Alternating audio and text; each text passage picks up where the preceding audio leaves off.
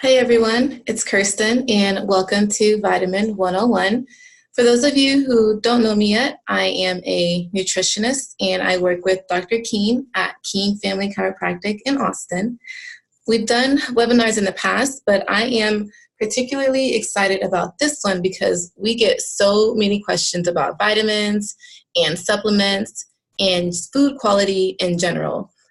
There's just so much information out there that it can get pretty overwhelming, but I'm here to tell you guys that it should not be that way. So first, let's talk about our current food supply, what's wrong with our food now, and really just the state of the union when it comes to health. So the issue here, guys, is that we are sick. America is sick, and you're probably wondering, how did we get here? In 1992, do you guys remember the food pyramid? That was released in the 90s, and they told us that we needed little to no fats. It promoted refined carbohydrates and breads and grains, and many of which people found in processed and packaged foods. So this was going on 18 years. So no wonder society is currently stricken with inflammatory diseases like autoimmune diseases and heart diseases and cancers. And the problem with it now is that following this food pyramid for the past almost 20 years now has led to a lot of chronic diseases and chronic illnesses within society. Low vitamin C has been shown to cause DNA damage, which can lead to cancer.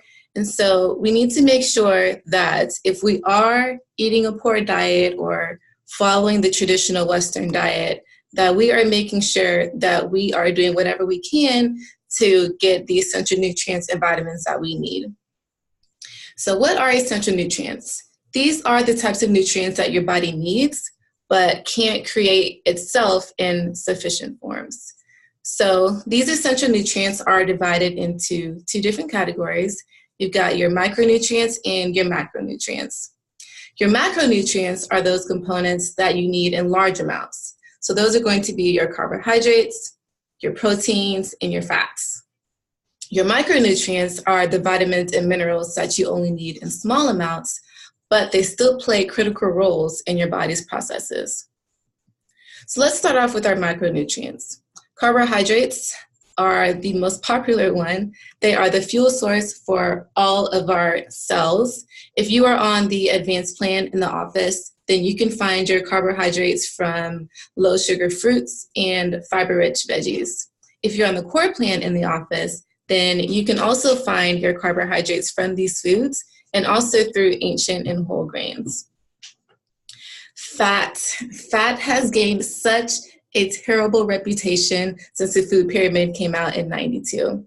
But the truth is, it's essential for your body and plays a role in helping you absorb many vitamins and nutrients, which we will talk about shortly. But it also helps with blood clotting, muscle movements, and building cells.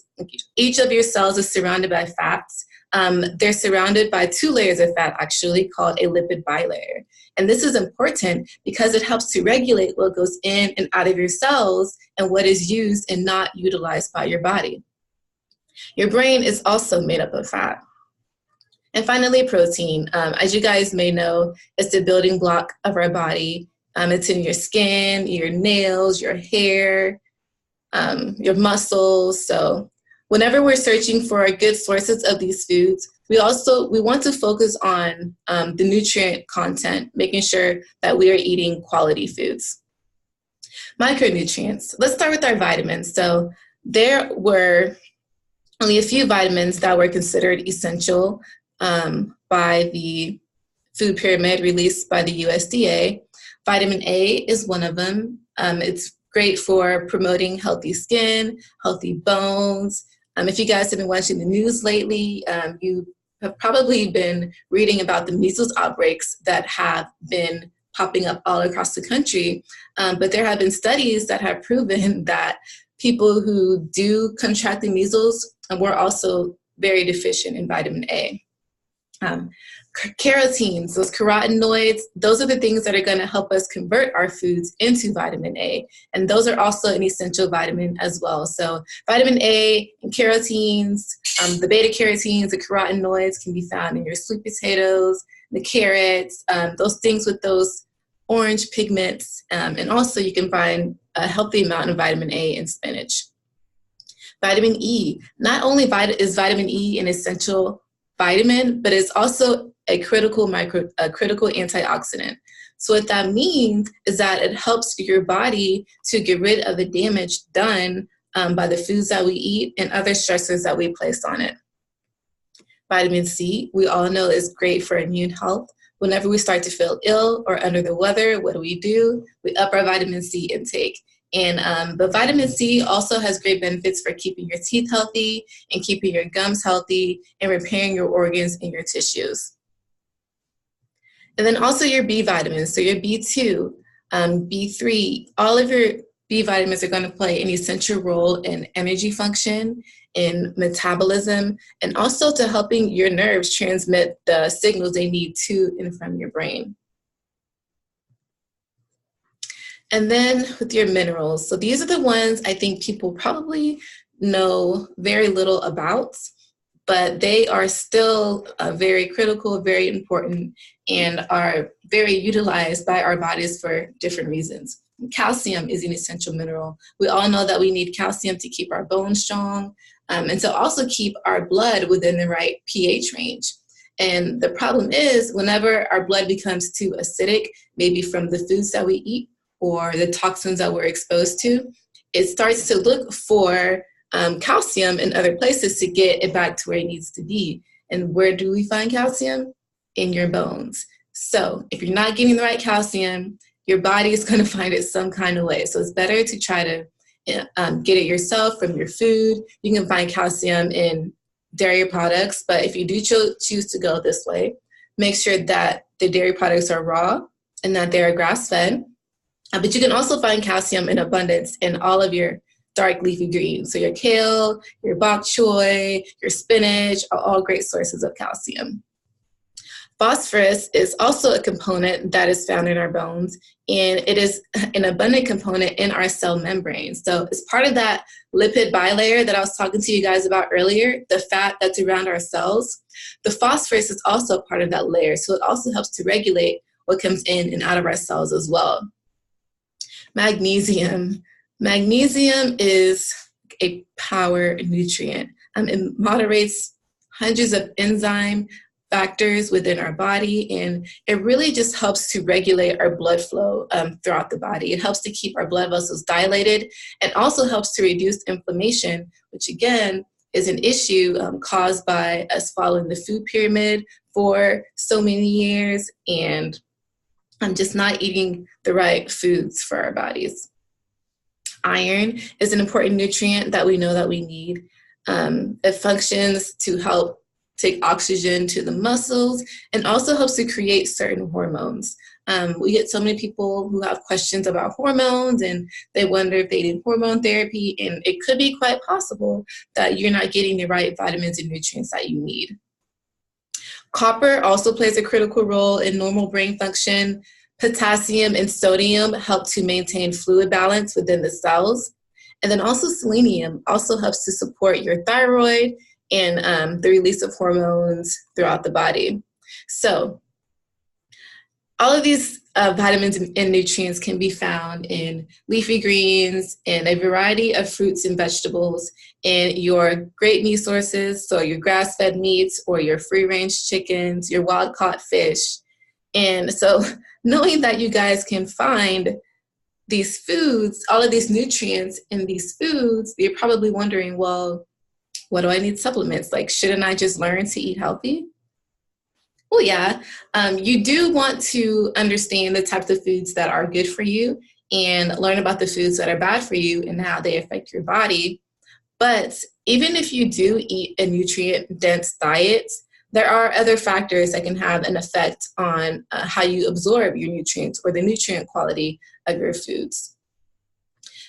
One of the first factors is the way that we cultivate our foods, our agricultural practices, the pesticide use, the herbicide use, low quality soil. Those can all lower the nutrient quality of our foods. Pollution, toxins coming from the air, and also the way we cook our foods and the way we prepare our foods. When the longer we cook our foods and the higher heat we use to cook our foods, the quicker those nutrients are going to leach out. So even if you're poaching or boiling or steaming your vegetables, that's still going to cause the leaching of some nutrients. So what we want to do is make sure that we're eating our fruits and our veggies in their raw form, as close to nature that they came. Another thing that I don't think people are quite aware about is the shelf life of certain fruits and veggies. The longer it's on the shelf, the less nutrients might be available to you whenever you do get it home to prepare for your family. Also, just eating a poor diet and following the Western diet in general, this is a lifestyle factor, so it's not something that's out of our control. But it still requires emphasis because so many health conditions are related to what we eat. Yet, as Americans, we still eat bad. So eating these energy-dense foods, high sugar foods, damaged fats, rancid oils, and processed foods, artificial sweeteners. Whenever we ingest these things into our diet, these calories are also fighting with other nutrients to be absorbed by our bodies. And so whenever we're not feeding our body the good things that it needs, it's going to try to find it elsewhere. And whenever your body feels like a certain nutrient came in, but it can't use it right away, it's going to store it somewhere, and it's going to be stored as fat. So we want to make sure that we're only taking in the nutrients that our body needs, not nutrients that are competing for absorption. Our lifestyle. Genes are not the determining factor when it comes to whether or not you will become sick or whether or not you will gain weight or become obese. Now, if your parents have heart disease and you eat food out of BPA-lined cans each day and you smoke each day, you are more likely to get heart disease or get cancer. But there have been studies that have shown that it's not only about your genes that affect what's being expressed. It's lifestyle factors, things that can turn those genes on or off are what affect what's being expressed. So that's good news for us. That means that the things that we do can turn on certain genes or turn off those bad genes, and so that our body can actually express health. So if we start exercising more, if we eat better, we're going to turn on those genes that are going to promote better processes, promote better digestion, or promote better cardiovascular health. But whenever we start to eat rancid oils or fried foods and our body starts to take on that free radical damage, then we turn on those genes that promote disease and promote illness and promote damage of our cells. So how do we combat all of these things? Well, the first thing we want to do is make sure that we are eating a varied diet. What does that mean? Just a balanced diet, one that's rich in different fruits and vegetables. Remember, when we are eating our fruits and vegetables, you want them to be raw vegetables. And then eating grass-fed beef, eating our free-range chickens, and eating those wild-caught fish. If you do eat seafood, you want to make sure your seafood comes from a larger body of water versus a small body of water or versus a farm. You do not want to eat farm-raised fish. Whenever you get food from smaller lakes or food that is farm-raised, those types of food tend to have higher antibiotic use, and they're also higher in toxins. So want to make sure that we're getting good quality sources of the foods that we eat. So once we're getting these good foods, how do we optimize our nutrient content? So you want to make sure that you're eating nutrient-dense foods, not energy dense foods, but nutrient dense foods. So foods high in all of those nutrients that we talked about earlier, the vitamin A, the vitamin C, the vitamin E, the calcium, the phosphorus. Buy organic when possible. I know it's not always easy to shop organic all the time, and that's okay. But if you want to know which foods you should buy organic and which foods you can get away with by not buying organic, there is a list called the Dirty Dozen and the Clean 15, released by the Environmental Working Group. And they're just two different lists that let you know which foods that you should buy organic because of heavy pesticide use, or maybe they are GMO foods. And then they have a list of foods that are okay to buy organic in some cases.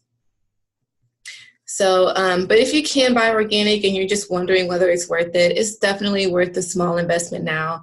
In my opinion, you can make that small investment now or you can pay for it later, but you're going to have to give it up some kind of way. So one thing I'm really excited to talk to you guys about today is how to decode a nutrient label. I get so many questions about this, and I really just want to break it down to you guys in the easiest way so that whenever you go into the grocery store, this will be a breeze for you. So whenever you pick up your food package at the store, don't even worry about what's on the front of the package. That's where all the advertising is. That's where all the promoting is. That's where they try to reel you in. But what you want to do is whenever you pick up that food is flip that baby over and look at the back of the package. That is where all the juicy stuff is going to be. So whenever you're looking at the nutrient label, the first thing I want you guys to pay attention to is the serving size and the servings per container. So this will tell you the amount of a single serving, and also the total number of servings within a package. So if a bag of chips has 150 calories per serving and you just ate the whole bag of chips, well, that's no longer 150 calories per serving. You want to make sure that you look at the amount of serving in that chip bag, because if you just ate a full bag and it ended up having 8 servings versus just 1 serving, then you probably ate around 12,000 calories. The next thing you want to check for is the fat content, specifically trans fats. Now, in some foods in the US, you might find that a lot of them have no trans fat, and that's because recently trans fats were banned by the FDA and the USDA, but you can still find some of these foods on the shelves. So they banned future production of foods with trans fats, but if there are foods that were created after June 2018 and are on the shelves currently, then the FDA is allowing them to stay on the shelves until the end of 2019 and 2020 for some foods. Other foods that you want to make sure to avoid are added sugars. And a lot of the times, these are hard to find because they come through like all these different hidden names. So it's not going to just say sugar on the back of the nutrition label. You might see something that says maltodextrin or something that says dextrose. High fructose corn syrup is a common one. Potato starch, corn starch, evaporated cane juice, malt syrup. So look for those different code words. If you see something on the back of your nutrition label and you don't know what it is, don't be afraid to pull out your phone and look it up on Google. Or if you can't pronounce it, you probably shouldn't be eating it or feeding it to your family anyway. Another thing I want you guys to look out for, they are common on a lot of conventional foods, are the words enriched or fortified. I think sometimes people get confused because whenever we hear that word, we get excited because it means, oh, hey, some vitamins and nutrients have been added into my food. But that is the case, but we also want to consider the process of the processing of the original food before they had the vitamins and minerals added into it. So whenever you see something that says it's enriched or fortified, that's letting you know that it's been stripped of its nutrients, and then they added vitamins back into it. Synthetic vitamins, natural vitamins, we don't know. Most likely they come from unnatural sources. So I would just try your best to avoid these types of foods and eat the whole foods that already have these nutrients in them and they haven't been stripped. So a big question that I get is, what does the percent daily value mean? And it is just the percentage of each nutrient in a single serving. So if you want to consume less of a nutrient, like let's say sodium, then you would look for foods that have a lower percent daily value. If you want to consume more of a nutrient like fiber, then you look for foods who have a higher percent daily value for that nutrient. Now, beware of a few trigger words that you might find on the front of your container. Things like gluten-free, things like trans fat-free, those all sound good, but as I said earlier, go ahead and flip that package over. And on the back of the package, you will also, and on the back of the package, on some organic and some processed food labels, you might also find other labels like BPA-free labels, non-GMO from the non-GMO project. They have a lot of labels on various foods. USDA organic is another great label to look for. So there's a good and the bad on the back of the nutrition labels, but basically that's where the meat is, and that's what you want to pay attention to when you're trying to determine which foods you want to buy for your families. Now, if you follow one of the two core plans in the office, one of the two nutrition plans in the office, then you probably do a pretty good job at eating a balanced or varied diet. The Max Living Core Plan is just the healthy eating core plan. You're going to incorporate all of those healthy fruits and vegetables, healthy fats, healthy proteins, good quality proteins, and then also plant-based carbs. And on the core plan in the office, if you do eat grains, you are allowed to have them from ancient grains or whole grain sources. But this is just a great eating plan if you're just trying to eat healthier, trying to learn what your body needs to do better, then this is a great plan to start on. Now, the Max Living Advanced Plan, this plan is a little more strict than the Max Living Core Plan, and this is because it eliminates all sugars and all grains.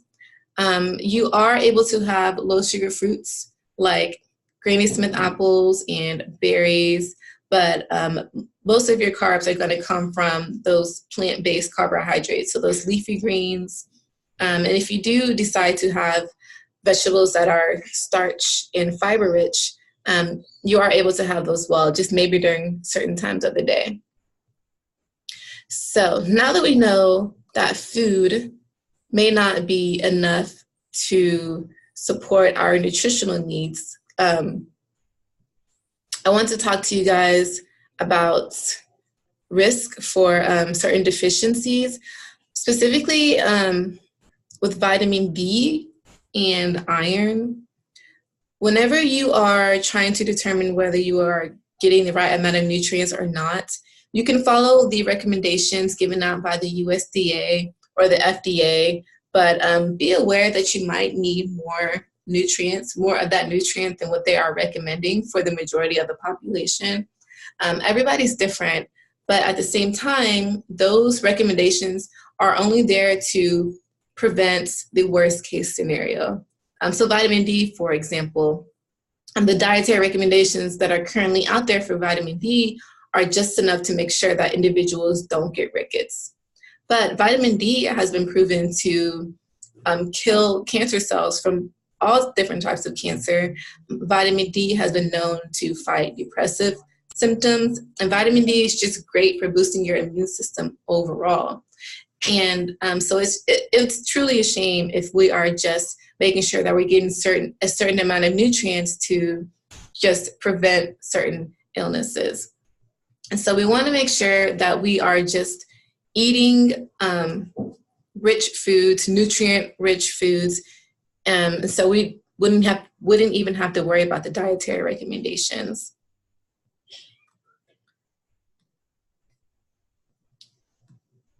Okay, so Some of you might be taking supplements already, and if you are, that's great. But I do want you guys to know that you want to make sure that they are coming from quality sources. And it's really not about which supplement that you take or where you get it from. It's how your body absorbs it. And the problem with getting supplements from department stores or online or just from random sellers at various shops is that they may not be quality supplements. They may not be pure supplements. And you want to make sure that the only thing you're ingesting is the only thing that's on that supplement bottle. A lot of supplements you find from various places might lack the strength or the potency of the vitamin that you need. So whenever you're shopping for vitamins, you want to make sure that you look and see that it's tested for safety. It's got no artificial sweeteners or other added ingredients, and that it is third-party certified. So those are just 3 things that you want to look for on the back side of your supplement on its nutrition label. Now, there are a few supplements that I personally believe we should be taking every day simply because the nutrient content of our food has decreased significantly since the 1970s. There was an interview that I watched with Dr. John Farmer from Illinois. He's a professor at Illinois. And he was talking about how he couldn't even test the appropriate nutrient content of certain foods because the foods don't survive from whenever he pulls them off the shelf and is able to test them. So whenever we are shopping for these foods, we want to make sure that we are maybe getting them from local sources and shopping in season whenever we get to our grocery store. Now, with our multivitamins, we want to make sure that we are shopping for something specific to us. So just any multivitamin isn't going to work. We want to make sure that we're getting the nutrients that we need for our specific physiologies. In our office, we have a multivitamin for both men and women. Our women's multivitamin has high levels of vitamin A and vitamin D, vitamin E, and also vitamin K, which has been proven to be one of a few of the vitamins that a lot of women are deficient in the U.S. And it's also it also has a high source of iron in the multivitamin as well. And so iron, if you're a woman, you know a lot of the times your iron is low or on the borderline. And so supplementing with something like the Max Living multivitamin can give you that boost that you need, kind of bridge that gap for you between what you're eating and where you want to be with your nutrition. And then for men, there is a specific multivitamin that we have for men as well. It is designed to help to boost stamina, boost your mental stamina, and then also to help with your cardiovascular health, your prostate health, and just healthy aging of your cells. It's full of antioxidants, which are great for combating those free radicals that we spoke about earlier. Another vitamin that would be great for daily use is a B complex vitamin or B vitamins. As I told you guys earlier, this vitamin is great for immune system support. It's great for nervous system support, but it's also great for energy metabolism and helping to make sure that the food that you eat is converted into energy that can be used by your body. Omega-3 and omega-6 fatty acids are 2 very important fatty acids that we need in our body. But unfortunately, a lot of us follow the traditional Western diet, and we are not getting the right ratio of omega-3 to omega-6 fatty acids, and that has led to higher inflammation in a lot of our bodies. So the optimal omega that we have in the office has the optimal ratio for the omega-3 and omega-6 fatty acids. The ratio that we want to shoot for is a 1-to-1 ratio of omega-3 and omega-6. And we can even go to a 1-to-4 ratio of omega-3 to omega-6. But unfortunately, in society, there have been studies that have shown that a lot of people's intake of omega-3 to omega-6 is 1 to 14, 1 to 16, 1 and 50. And that, we can see it in society. Everybody is stricken with inflammation. So your omega-6 fatty acids are going to promote inflammation, and that's not a bad thing. Your body needs inflammation for the times where you get cut, or you bruise your elbow or bruise your knee. And the omega-3s are going to be anti-inflammatory. And so that it just helps to bring your body back into homeostasis. So we don't want to be inflamed for long periods of time. So we want to make sure that we're getting the right omega-3 to omega-6 ratio. And you can find that in the optimal omega supplement. Now, magnesium is that powerhouse antioxidant, that powerhouse vitamin, nutrient, that we talked about earlier. And whenever people start supplementing with magnesium in the office, I get a lot of great feedback, just people telling me about how much better they sleep at night, how they are less inflamed. You know, they've lost weight, they've lost inches, but they haven't really lost weight. And whenever that happens, it could be because you had a lot of inflammation going on in your body. And magnesium is just great because it helps to dilate your blood vessels. So that's great if you are at risk for heart attack. That's great if you've got high blood pressure. That's great for muscle cramps. And that's also great for sleeping because it just helps to promote healthy circulation of blood and nutrients throughout the body. And also at the same time, while it's doing these things, magnesium also helps to promote the release of inflammation. So it helps to lower inflammation within the body. So like I said earlier, magnesium is a powerhouse that definitely should be supplemented with on a consistent basis. Vitamin C is a powerful antioxidant. It helps to combat free radical damage that occurs whenever we eat those hamburgers, those conventional hamburgers, or those processed foods, or those processed cakes and cookies. It's an essential nutrient because it helps our body to produce collagen. And it also helps you to maintain just healthy skin. Your skin is the largest organ on your body, and we see it every day, and yet we still neglect it. But your skin needs love too, and vitamin C can definitely provide you with that support.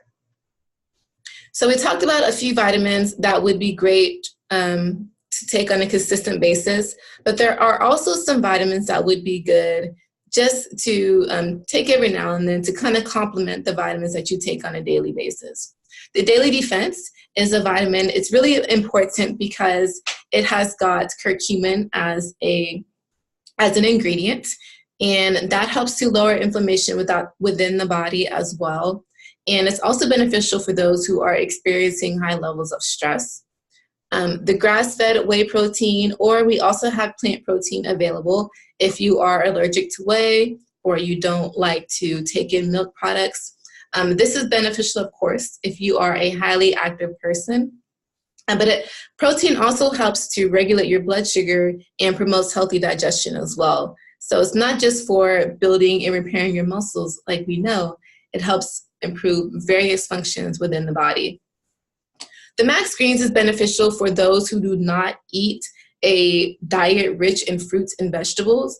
You're probably not getting those essential nutrients and vitamins in that we talked about earlier. So the Max Greens is a great powdered supplement to take. You can just add it to a cup of water, add it to a cup of coconut milk, shake it up, and then take it for breakfast, or maybe have it as a snack throughout the day, just to make sure that we're giving our body those essential nutrients that we need. And then the detox system. This is beneficial for anybody. If you know that you are exposed to a high amount of toxins, maybe in your home or at work or just being out and about, then the detox system is something that you want to do at least on a seasonal basis. But it's amazing because it really does a great job at combating the free radical damage, helping to get rid of the triglycerides, the fat that builds up on the arteries of our cells. And this is because the detox system has the precursors that we need to create glutathione. Now, what is glutathione?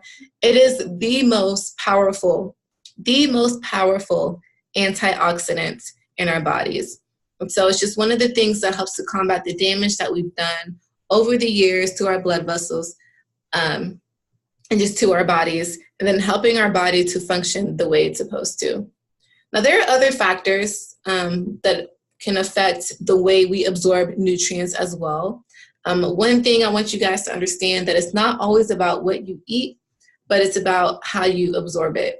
And so if you're taking in all these foods and you're not absorbing it, then there's no point. So one of the things that can really benefits our absorption of foods is exercise. You don't have to spend long hours in the gym to exercise, but exercising is just like giving your digestive system a nice little massage. It helps to get your blood flowing. And so as you improve your circulation to your digestive system, then it will start to work a little bit better in the way that it's supposed to and help to absorb the nutrients that you need. So I know a lot of you are like, well, I don't want to spend hours in the gym. I don't want to run on a treadmill. I don't like running. I don't like walking. That's boring. I get it. You don't have to do that. It's fine. The best way to work out actually is through high intensity cardio. So steady state cardio is something that we just want to axe. The high intensity cardio, high intensity interval training, HIIT training is what you want to aim for. So getting your heart rate up, bumping up your heart rate for a short amount of time and then upping your metabolism and just keeping that intensity the entire time. If you are in the office, then you should have access to Max T3. That is a great high intensity interval training workout. A lot of those workouts are only 12 minutes long, but you will get the same benefits that you would as if you were outside running for 30 minutes to an hour at a time. Now, as I stated earlier, the types of toxins that you are exposed to also affect what's being absorbed by your body. These toxins can be found in the air, but also in the foods that we eat and our lifestyle factors. One thing I guys want you to be aware of is soy and things like soy protein and soy isolates. They have been promoted heavily because they are thought to provide nutrient benefits. But the thing is, they're not the nutrients that your body needs. They're fake nutrients, you guys. You want to give your body the real things, the real irons, the real protein, the real vitamin A's, or else these toxins that are in our foods or even in the air that we breathe in are going to compete with the toxins with the nutrients that our body needs to perform its function. So there are a few toxins that we are being exposed to that we probably aren't aware of. I think BPA is the most common one. We are aware of BPA and the fact that it's a known carcinogen. But a few other things that we should be aware of that might be hidden in our food or in our drinks are fluoride, which is often found in water and in our toothpaste.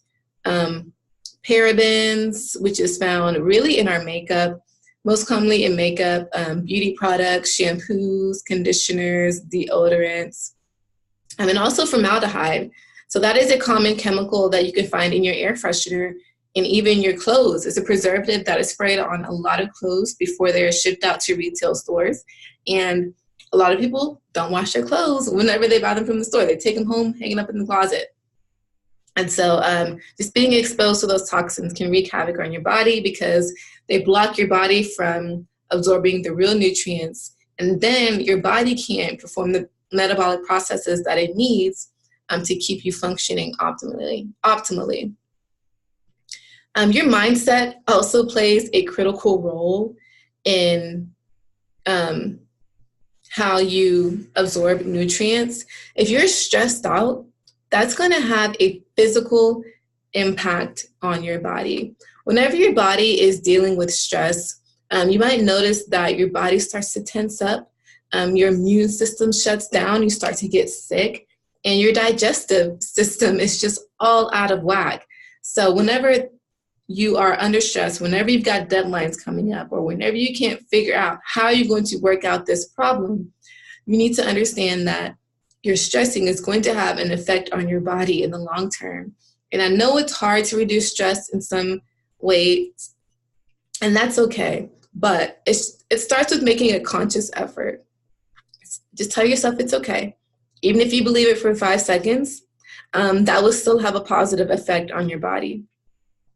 Not only that, stress also reduces your ability to detox your body and to metabolize the nutrients that you need. So we just talked about toxins earlier. So if you're taking in these toxins and you're stressed out on top of that, how is your body supposed to get rid of these things? How is your body supposed to open up receptors and pathways to metabolize your nutrients the way it's supposed to? How is it supposed to open up these pathways to help you optimize your nutrition? So indigestion, bloating, caffeine cravings, all of these things are signs of stress. And if you notice that you are experiencing some of these things, just take a step back, go for a walk, take in some deep breaths, and just understand that whatever it is not worth risking your health. So the way you think has a powerful influence about how you respond to stress. And finally, the most important essential when it comes to our bodies is core chiropractic. It doesn't matter how well you eat. It doesn't matter how much you exercise, how much you detox, or how well you think about yourself and your health. If your spine is out of alignment, then your body's not going to be absorbing and digesting the nutrients that it needs to. And why is that? Well, your spinal cord houses the most important system of your body, the nervous system. And if we've got subluxations, those little kinks in our spine that is causing blockage in our nerves to where they can't get to the organs that they support, then our bodies aren't going to be able to uptake, to digest, to absorb the nutrients that we are taking in from all of these healthy foods that we eat, right? And so there are different warning signs when it comes to whether you should get checked for misalignments within your spine. The most common ones are headaches and back pain and migraines. But if you are experiencing digestive issues or things like leaky gut or celiac or diverticulitis, where you have trouble absorbing things and your intestines can't function the way they're supposed to, those are also signs that your body is out of whack. Your spine is misaligned. And so that is when you take the next step to make sure that you get checked. And so we have plenty of ways for you guys to get involved in the office. And we host events every few weeks about each of the 5 essentials to help you guys apply these tips into your life. And we've also have community dinners that we host each month to help people understand the importance of chiropractic care and how it can really help them to optimize their health and take control of their health. And so that's it for today, you guys. I hope you found this beneficial. If you have any questions, you can come see me in the office, or you can shoot me an email at 5essentials@keenfamilychiro.com. That's the number 5, essentials@keenfamilychiro.com. And I would be happy to answer all of your questions. Bye, guys.